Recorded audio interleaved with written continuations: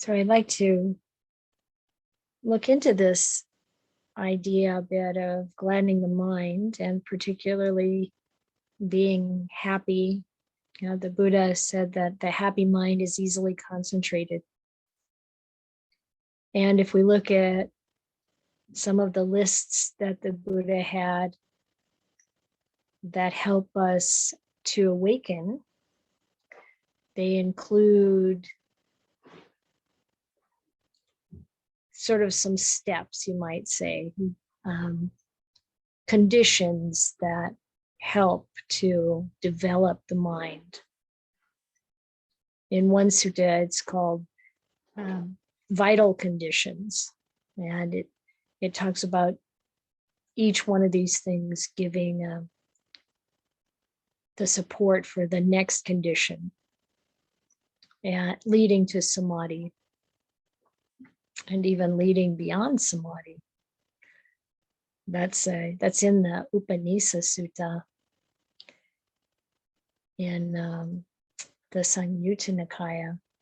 You see this whole list of conditions. I'm actually going to pull it up so I can tell you.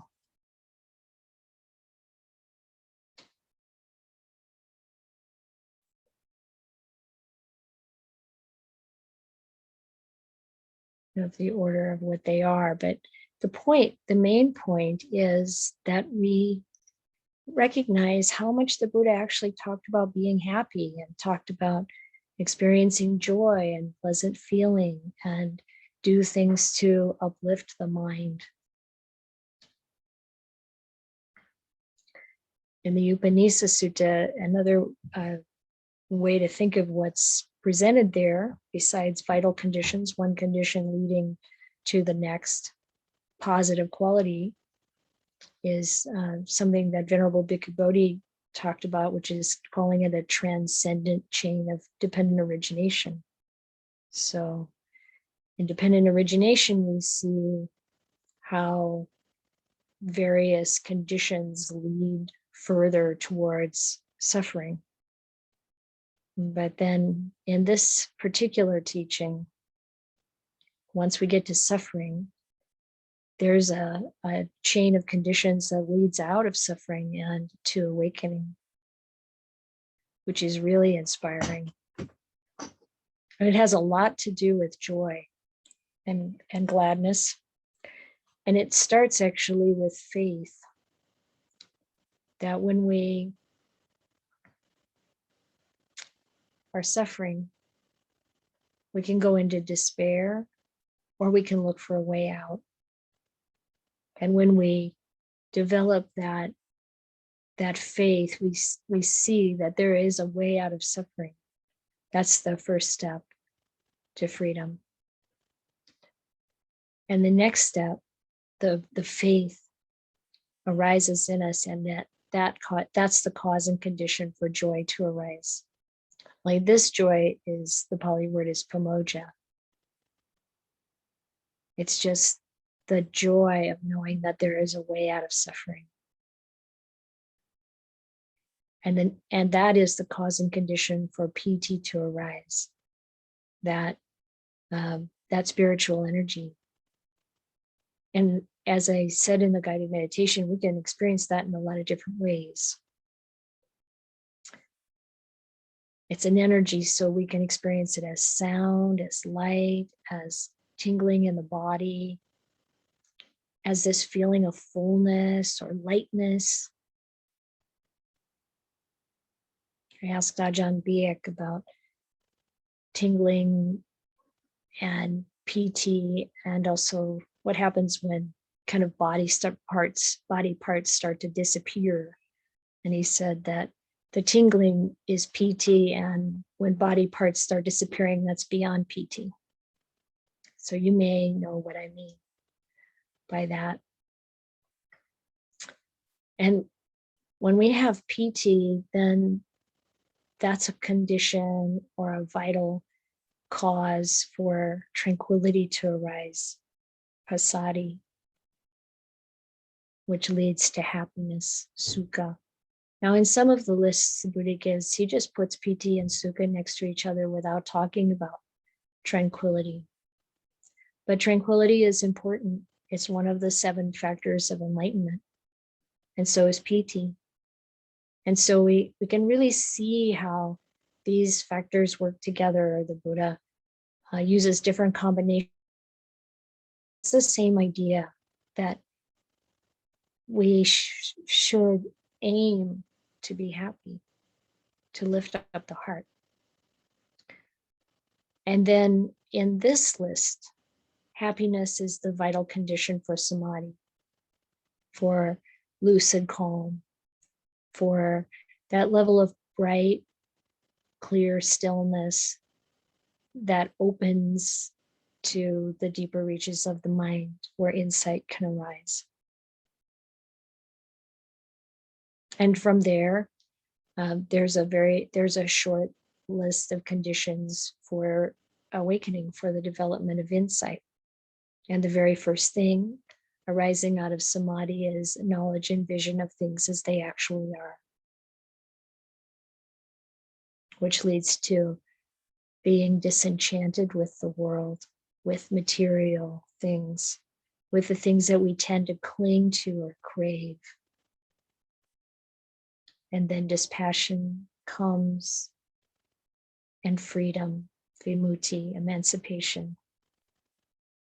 And finally, the culmination of that awakening comes with the knowledge of the destruction of all of the defilements. It's a beautiful sequence. And as I said, if we look at the 7 factors of enlightenment, we see mindfulness, and we see investigation of the Dhamma, and then that leads to energy, and energy gives rise to piti, joy, rapture, which then gives rise to tranquility and samadhi and equanimity. And the Buddha said those are the vital conditions, those ingredients that are necessary for awakening, for enlightenment.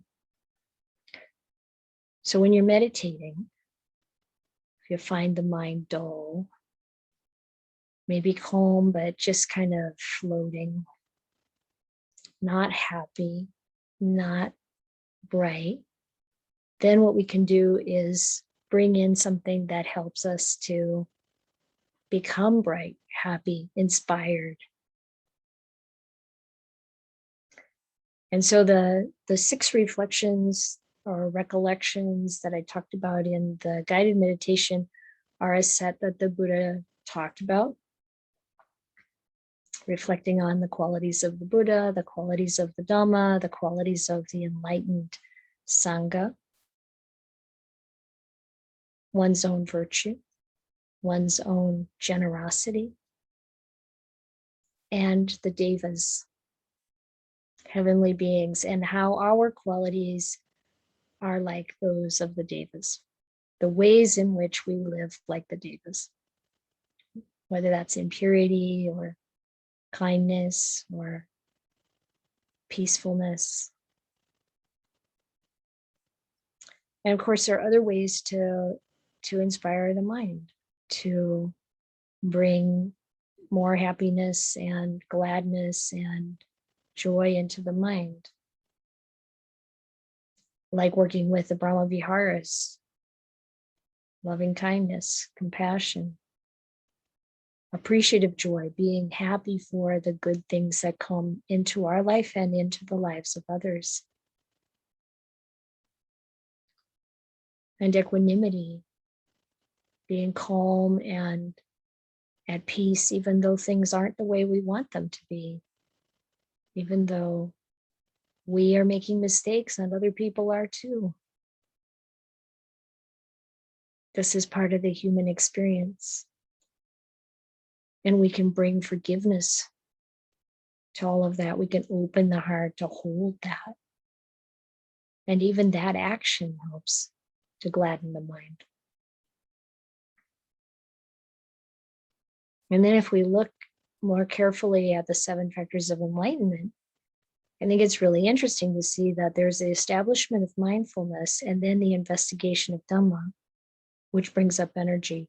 I don't know if you've had that experience of really digging into some Dhamma theme and then feeling inspired and feeling energy arise and joy arise.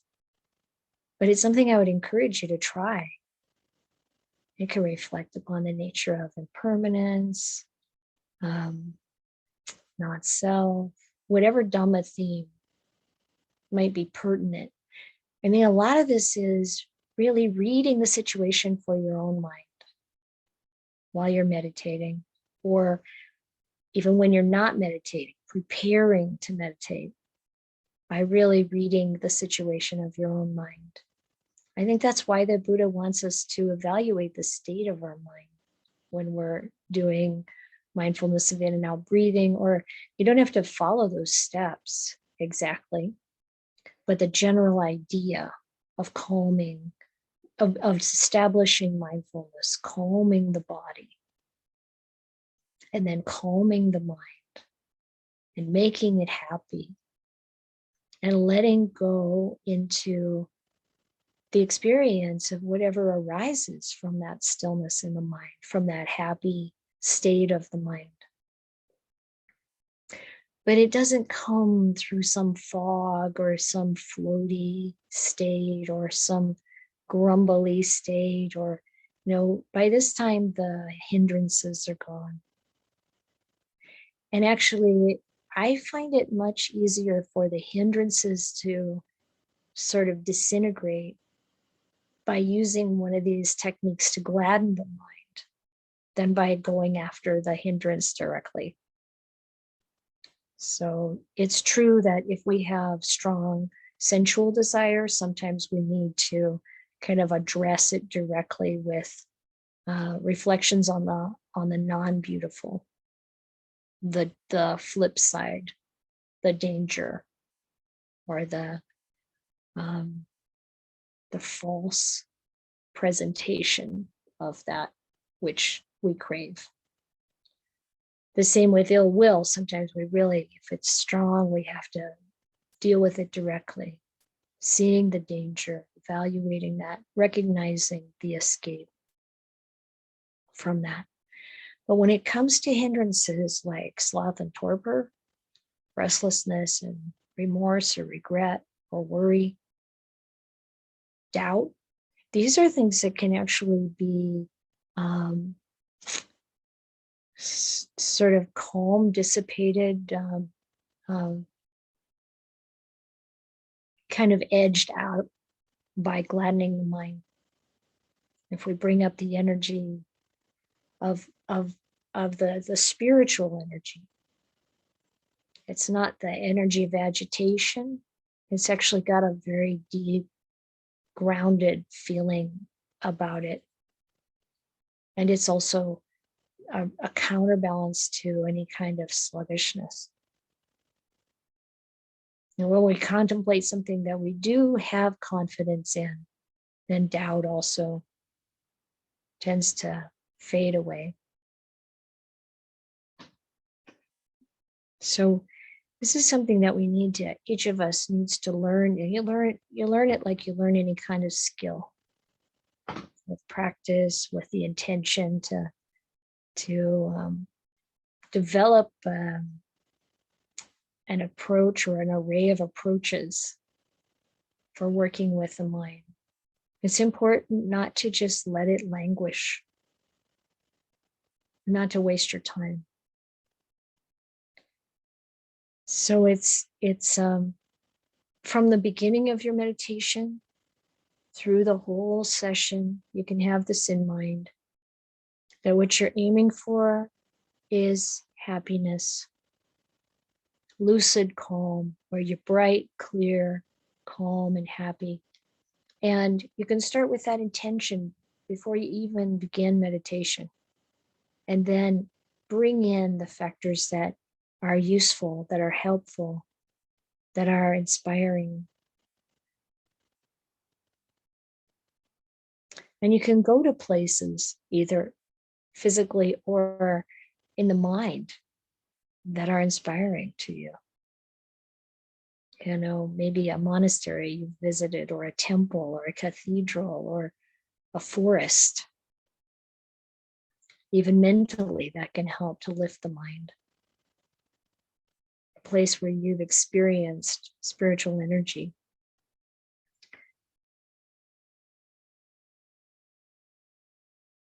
So these are some of the techniques.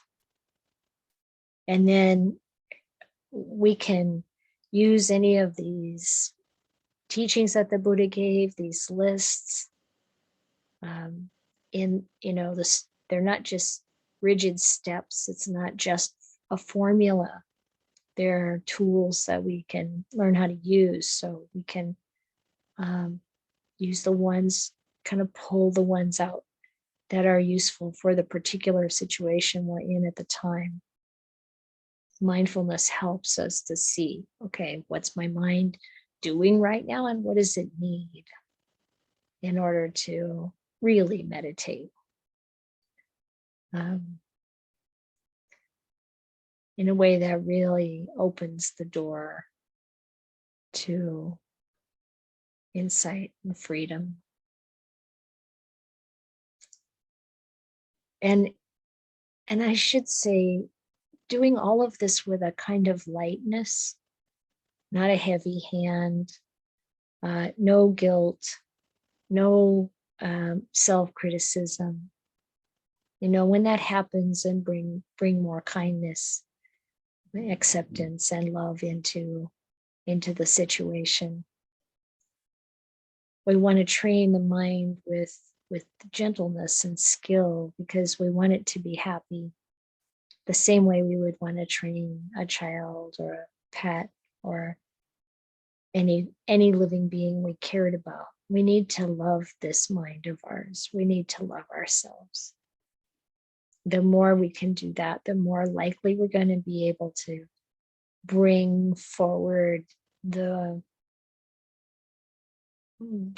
right collection or combination of things that's going to help the mind, help us grow and develop and be happy. So this is an ongoing exploration. It's like making up new recipes. You really have these tools available that you can experiment with, and this mind is endlessly capable of presenting all different kinds of internal situations that we can learn how to address. We can give it guidance and development.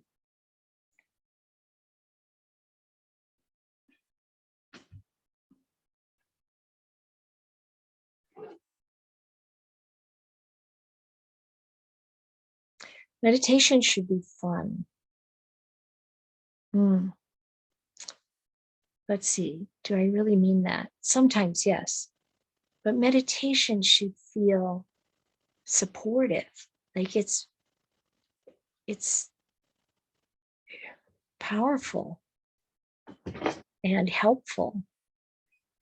That even when we're really addressing something difficult, some deep grief, some painful memory, some difficult situation in our life, some fear, that our meditation and our reflection, not just going into samadhi, but the way in which we work with the mind, with these qualities the Buddha encouraged us to develop, like mindfulness and wisdom. Now that this lifts us up, regardless of what we face. And that when we take this on as a regular practice, a training, then when we are really in tough straits, the Dhamma arises very strong and helps us see beyond the circumstances.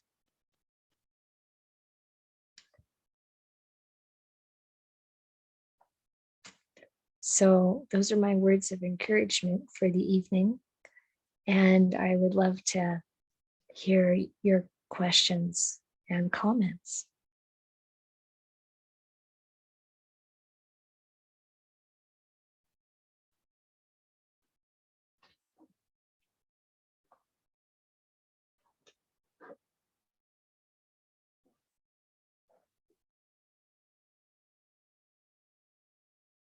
And you can feel free to either raise your hand or just wave your arms. Or Karen? Hello, I'm Karen. I'm on Bainbridge Island in Washington State. Thank you so much for that really beautiful guided meditation and the talk. It was just wonderful. I'm on retreat this week and I wasn't going to say anything, but I just had to say thank you very much. And 3 years ago, I fell in love with Chitta, and I've been smitten ever since. And it's been so much fun. I think meditation is fun. Thank you very much. Wonderful. You're welcome, Karen. Yes, I visited Bainbridge Island once a long time ago, so I have a little bit of an image, and I hope you have a wonderful retreat. Thank you very much. And I just wanted to say, I do have a little guest house here, and you'd be welcome to stay here anytime you come to visit again. That's lovely. I think I'll write that down so I don't forget. Thank you, Karen.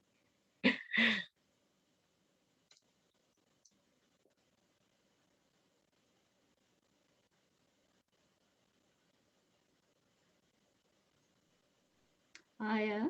Yes, Nadine. Hi. May I ask a meditation question, please? Mm-hmm.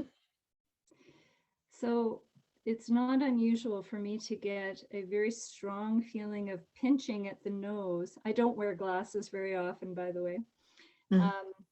And that usually happens when the mind is already quite bright, quite alert, mindful, and even with some signs of piti arising. I've never found a great solution for it. I gently try to, relax that area or allow energy to flow through it and stuff. But I seem to have almost no ability to make it calm down, and it can be quite strong and distracting. Would you have some advice, please? So where's the pinching at? Is it the bridge of the nose? Right at the bridge, yeah. As if you've got glasses on. Yeah.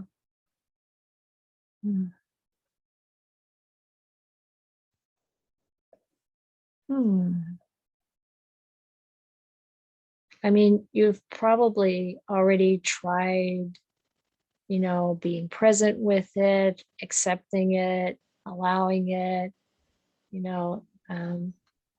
inviting it to like loosen, and who knows what it is, if it's some karmic residue of something or other, hard to know. Have you tried massaging it during meditation? No, I haven't tried that. Yeah, you can mindfully just stay in your meditative state and massage it with your fingers and see if that helps. Very lovingly. I mean, it could be, now what does it feel like? You said pinching, is it pain? Yeah, it's interesting. It's more like pressure than pain. Yeah. I mean, one thing for sure is to notice any tension in the eyes, like as you meditate. Notice any kind of tendency to be trying to do anything. A lot of times we unconsciously are trying to, do the next step or make something happen or get somewhere. And that's a true barrier to things actually happening. So when I talk about reflecting on things, it's a little more of an art form. Like you drop the suggestion into the mind, but you don't like vigorously work at it. So it's more intuitive than that. You just kind of like drop the question or the idea of reflecting on the qualities of the Buddha, and you see where it goes, or you just maybe you can bring phrases to the mind, but not with an effort, not that kind of effort. See, the effort is in staying present, but it's kind of like we have to do kind of an effortless efforting, if you will, so that so just being aware. I mean, you may have already thought about this, just noticing any kind of attempts to try to get anything to happen. It all sounds kind of counterintuitive, I know. After all of this, you can use this technique and that technique, try this and do that. And then it's like, but don't actually try. So I hope, I'm sure you understand what I mean. I think I do, and I'm sure you're absolutely putting your finger on it. It is a subtle striving that's going on there, and learning to both put in the appropriate level of effort, the tuned effort, not too much and not too little. Yeah, a good place to reflect on this kind of thing is like, what am I wishing to become? Or get rid of? Like it has a lot to do with identity when we're trying to achieve something. So it's a good place to investigate. Wonderful, thank you. Yeah, I hope that is fruitful. Without trying to be fruitful. Without trying to. I hope that brings some relief.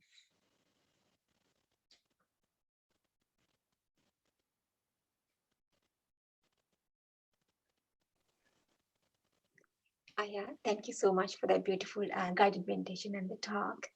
My question is, when the mind is agitated, I still trying to stay in the meditation. I just trying to sit for the half an hour, 45 minutes, whatever the meditation, guided meditation, or even just timed meditation session. Mm-hmm. Is that a good technique, or should I get up and then do walk-in meditation, or what should I do when the mind is very agitated? It's usually better to stick with it. If we give in to restlessness, it never really stops. So it's good. Oftentimes it's good to just try to stay with it and stay with your posture and be determined to wait it out. Although sometimes it can be helpful to change posture.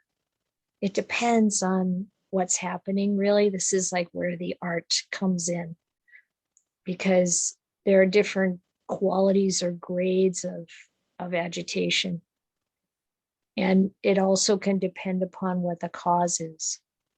So one night, meditating during the night, there was about 30 minutes of the mind just really like being constantly on the move.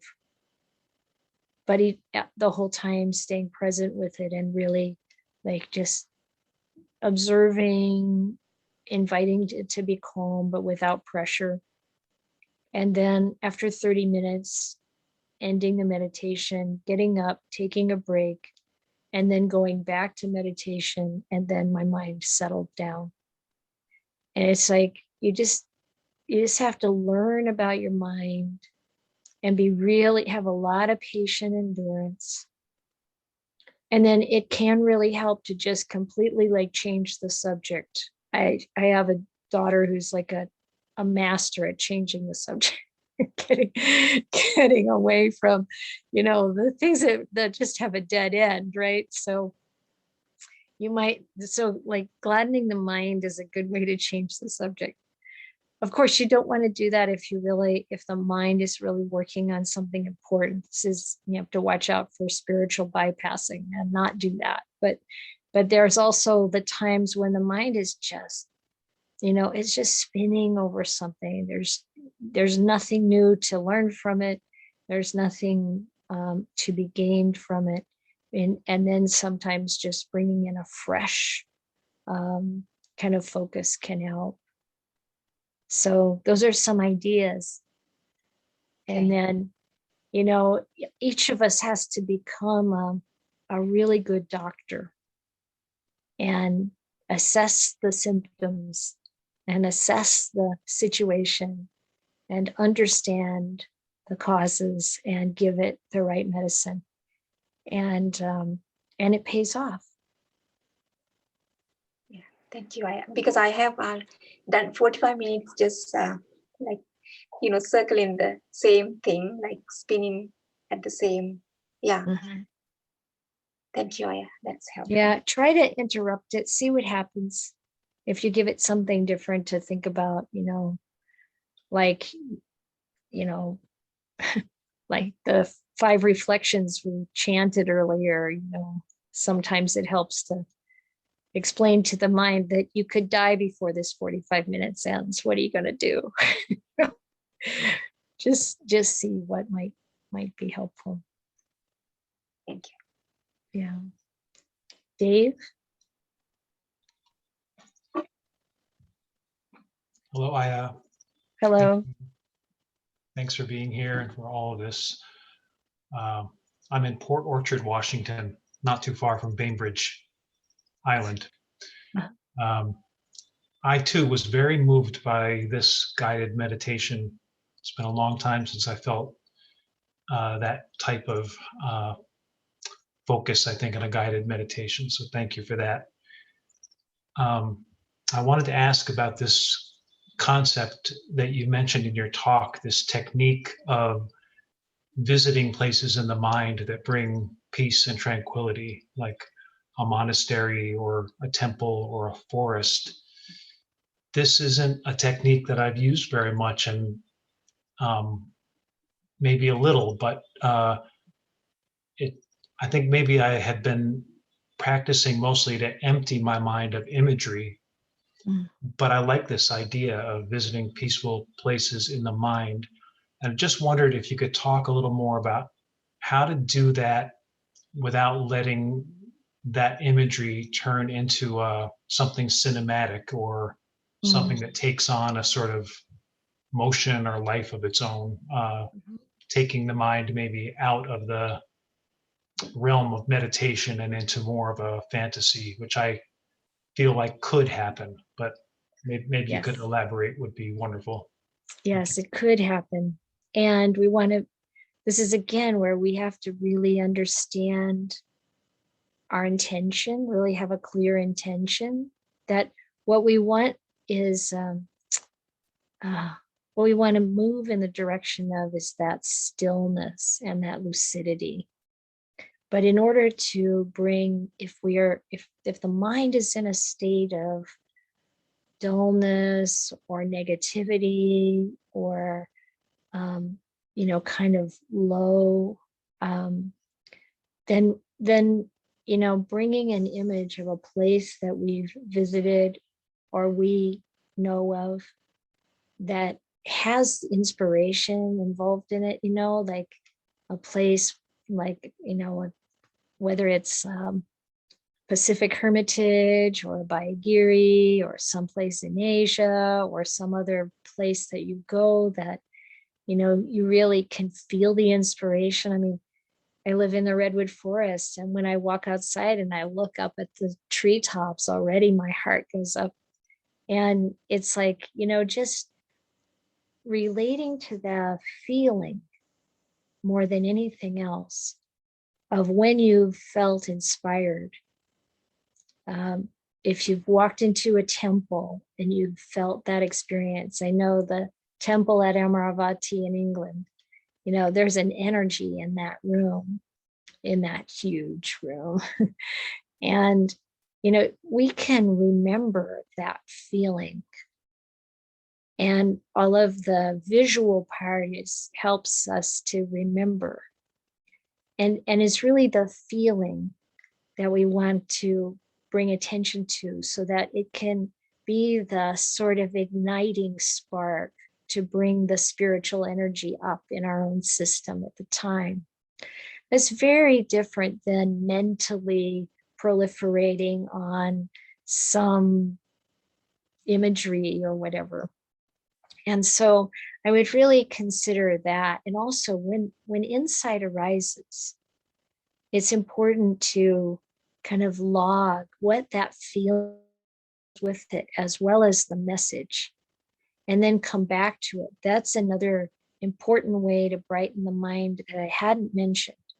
Any insight that you've had in the past, anything that came to you during listening to a Dhamma talk, or during some meditation session, or seeing someone that you really admire as a holy person, and knowing the feeling in the heart that came with that knowledge, or that inspiration, and revisiting that, bringing that up in the mind. So the imagery is a support, not a focus.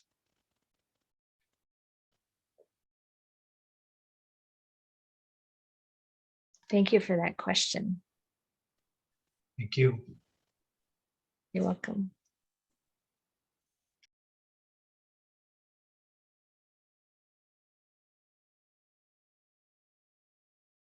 Questions are really helpful for going deeper into the subject matter and also clarifying things that have been said. So I appreciate all of your questions.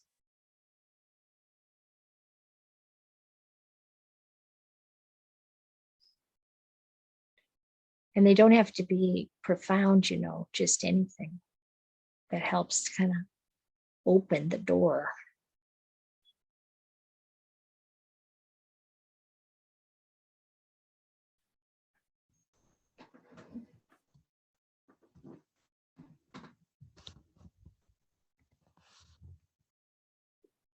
Did you want to say something, Nadine?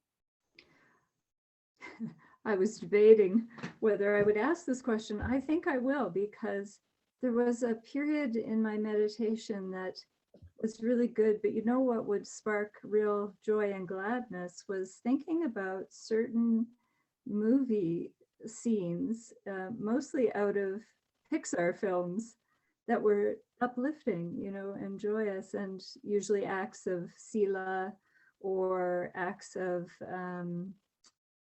someone taking some responsibility for their inner life.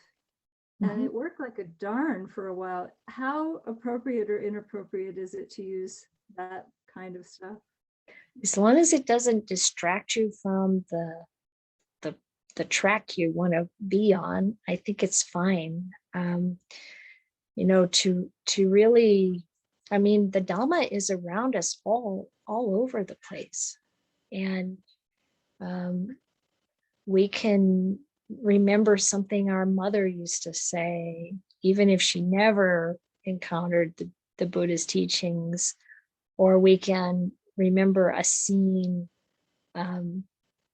from, a film, or anything that helps to kind of brighten the mind, as long as it's on the Dhamma track and we don't spin off on it. So I would say, if it's helping go in the right direction, use it.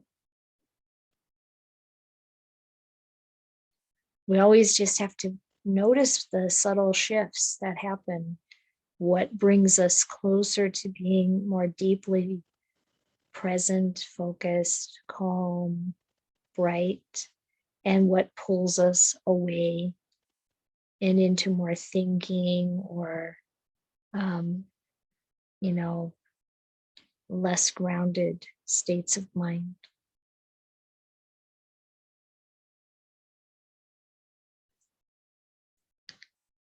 Yes, Marilyn. Yes, thank you. I've just been getting back to meditation after struggling with a concussion for 2 years. And when I have moments in my meditation where I experience that silence and stillness, and then it's a blessing to be able to carry that with me during the day, if I'm able to. But I don't have, when the meditation is over, I don't have that sense of any insight or a profound experience other than that time of stillness and silence, which is incredible. So, you know, it's exquisite. But the meditation is over, there's not something, I don't think, oh, I got that. What did I get? So I'm asking if there's another way to approach a meditation where there would be more of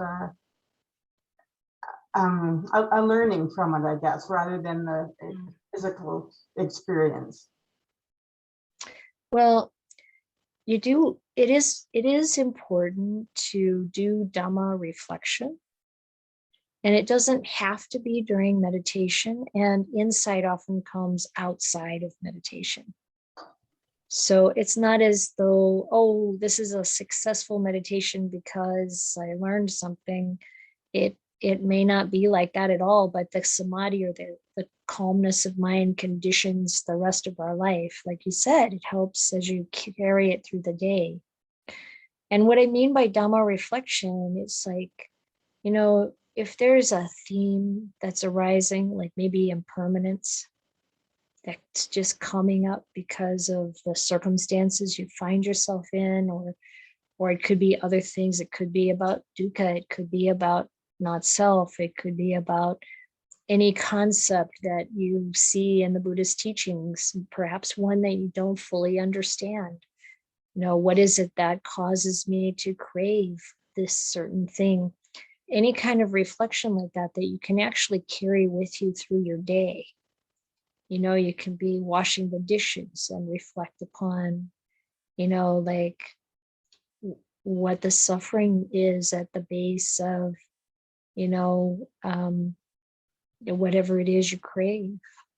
And, you know, it's like this, to allow this process to kind of run in the mind, not just when you're meditating, but otherwise as well. And then it's not like you're, you know, it's not like you're trying to make anything happen, but things will happen. And they'll happen during meditation or not. Maybe during, you know, walk into the bathroom. You know, it's like whatever you're doing. But we want to include in our practice a certain amount of study and reflection on the Dhamma so that we know what the Buddha taught, and reflect upon the edge of our understanding. What do I understand and what do I not really understand? And then invite further understanding just by that suggestion in the mind. You don't have to think it all the time, but you just kind of like create this intention. I want to understand better why the Buddha said birth is suffering, for example, or something like that. And then you just kind of file it in the drawer and you let the mind chew on it. And, you know, it's helpful sometimes when you're doing other things to maybe just in the mind repeat the word Buddha or Buddho, or, you know, kinds of things that like help the mind be settled and calm regardless of what you're doing. Or, you know, let's say you spend a lot of time talking with people, and maybe you can use listening as a way to be grounded and really present, mindful. And then, you know, you just never know when that insight is going to arise. And it's not, it's like all we do is put in the causes and conditions. And so a certain amount of study and a certain amount of meditation and, you know, really paying attention to our virtue and doing service, giving. And if we really like manage those kind of four legs of the table in a way that we keep them flowing and full, things will happen. Thank you so much. It's a lot of food for thought, and I know I do at the end of my meditation. Something doesn't come to me from it, I don't think, but I do take thought with the Dhamma, and you're saying take it throughout your day, and I do after those meditations. I feel so full, and it's a beautiful way to start out your day and carry it with you, and that is kind of my path right now, is to take the cushion with me every day when I get up and try and keep it with me. So so thank you very much. You're welcome. Sounds wonderful.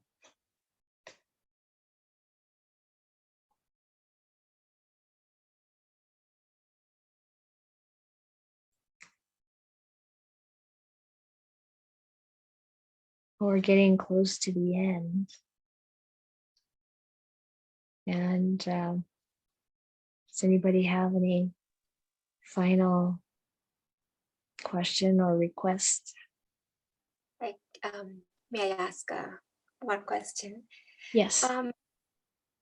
Sometimes it is very hard to find what is the hindrance in mind.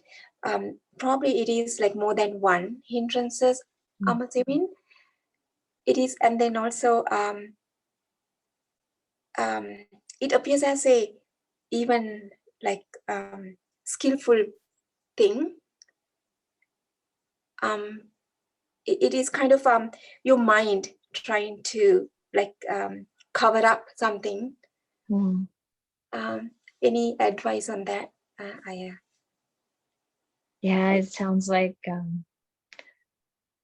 you're kind of onto the mind's tricks, and then you can choose, do I want to look under the covers,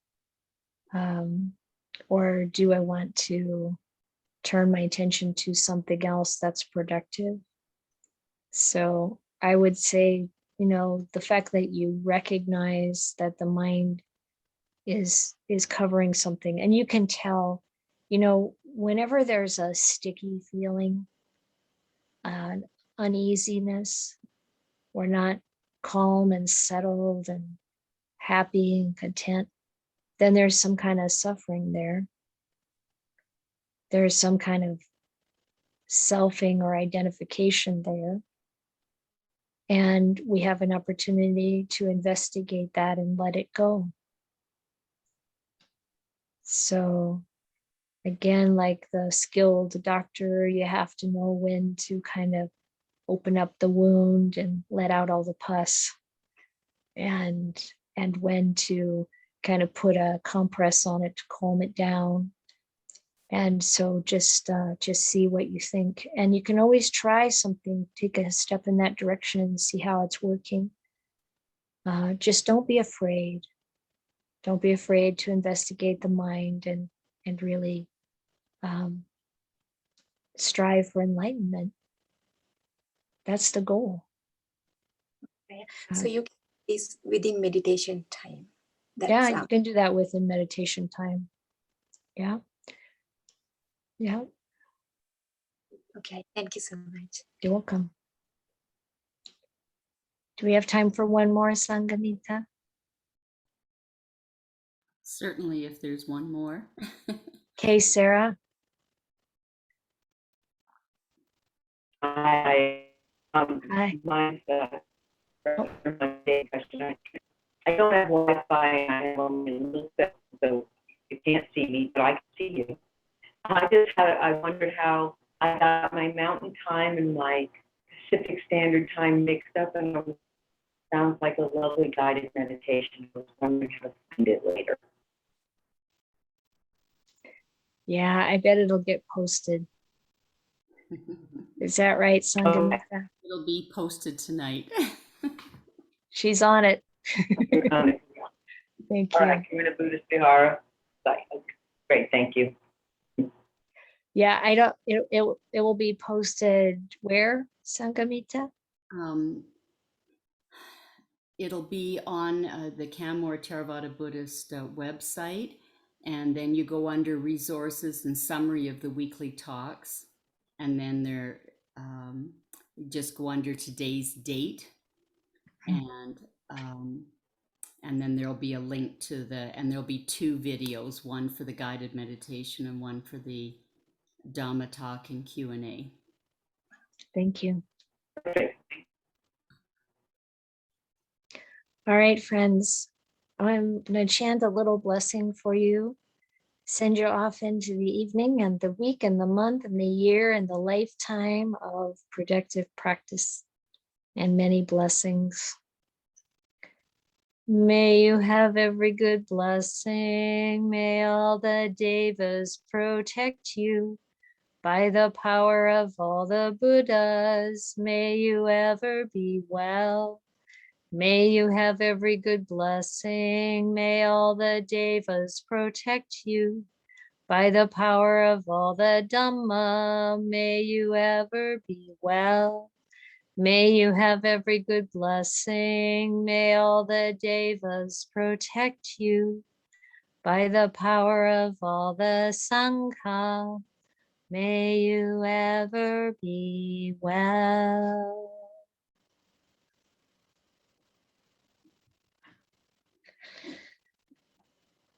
Okay,